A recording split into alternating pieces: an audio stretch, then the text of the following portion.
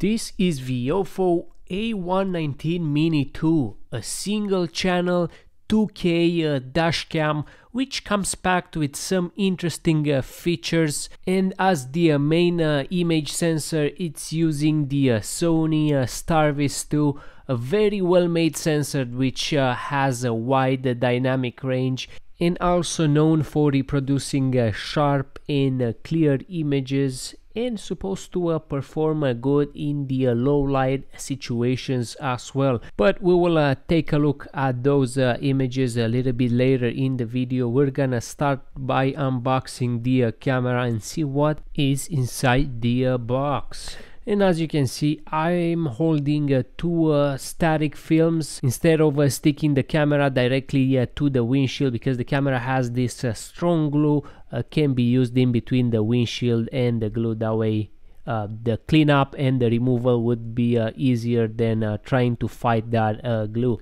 Here we have a USB-C cable which is used for data exchange. And if you are not gonna use a hardware kit, this is gonna be the main USB-C power adapter. I'm really happy to see that they got rid of the old mini USB port, which some of the dash cams still feature. That is really annoying. It's an old port and cable, very slow, but USB-C these days is very popular and fast. So here we have another interesting tool, which is a small prying tool along with an extra sticker pad for the dash cam. And this is the Mini 2. I really like it.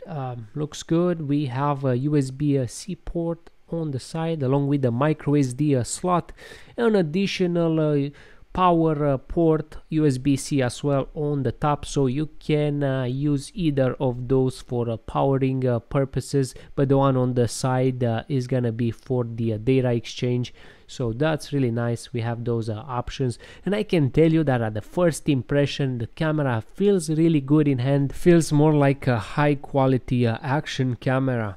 And also the lens is adjustable, has couple of settings of adjustments.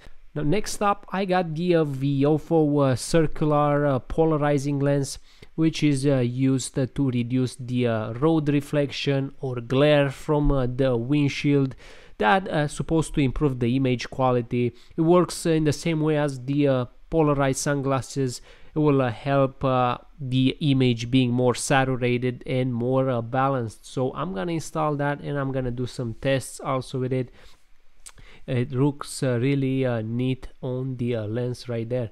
In this hardware kit, it's a must if you want to take advantage of the parking monitor functions of the dash cam. And when buying this unit, you have the option to choose a memory card, 64, 128, 256 or 512 gigs, whatever you prefer. And this is how the camera looks in my vehicle, small enough to fit under the rear view mirror without obstructing the light sensor on the mirror. And also, to be honest, from the distance you won't even notice that it's there. Next up, we're gonna test the Wi-Fi function of the camera. You just have to press and hold the Wi-Fi button and it will turn on super fast. And on the screen it will appear the SSID, which is the name of the access point.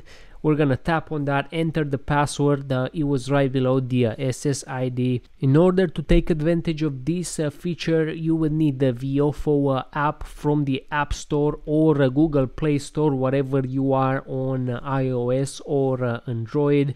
And this app is really handy for reviewing the footage and live previewing or changing the settings. Really makes it easier without interacting with the camera itself.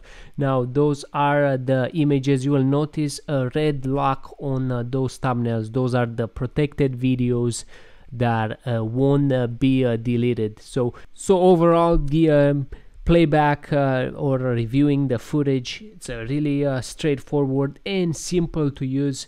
And we got a really fast data exchange, if you notice there. Now we're gonna move to the settings portion of the app, where it will allow us to change the dash cam settings without interacting with the buttons on the camera. So we got the video resolution. It's basically all the settings that you will find on the camera can be found in the app. So that's really easier to set if you have to do or adjust some settings.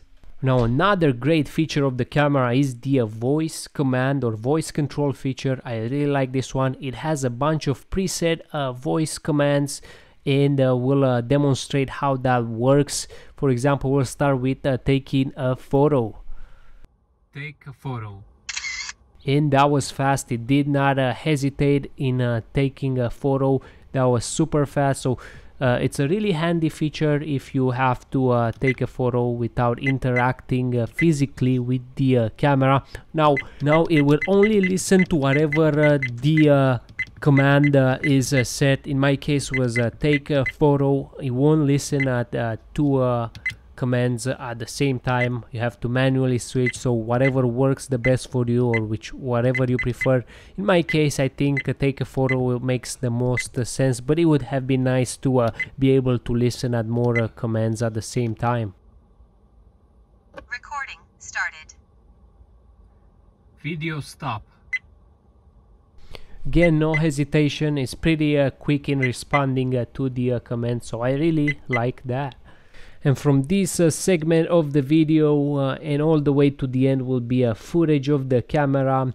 So we're gonna start with the polarizing filter. I just mounted the polarizing filter, and this is some with and without the polarizing filter. You may notice not a huge difference, but that doesn't mean it's not working. It's just not working for all lighting situations, but it can be really useful where there is a sun against the windshield and the dash is reflecting back to the windshield. That's where it will shine. Now the footage that I'm showing you, it's shot with the polarizing filter at 1440p 60 frames per second. As you can see, we have a nice gradient of the sky.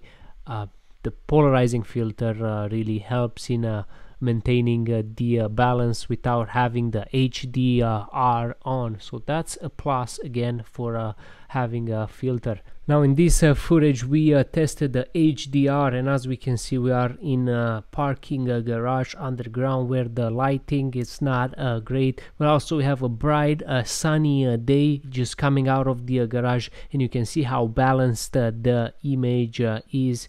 It's a very seamless transition in between dark and bright situations. Now one thing is if you have the HDR on, you won't be able to shoot 60 frames per second, so that's the only downside on having the HDR on. But even 30 frames per second, it's a pretty good footage. As you can see, it feels okay. The image quality is good also, and pay attention to small details, to the writings on the signs. It really reproducing good details thanks to the SONY STARVIS sensor. And this is a nighttime footage with the HDR on, and as you can see the image is really nice and smooth. There is not that much noise on the sky like other dash cams.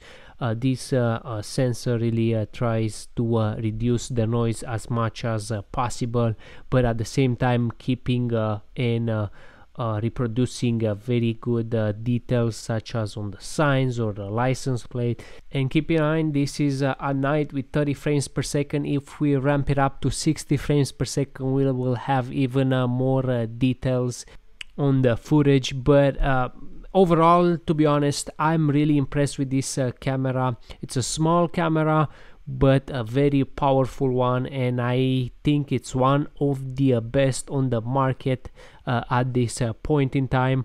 And that's it for this video. Please enjoy watching. I'm gonna leave more footage for you to analyze, but my commentary is gonna end here. And if you like this video, click like and subscribe for more content. And if you are interested in purchasing this camera, check the link in the video description, and I will see you in the next video.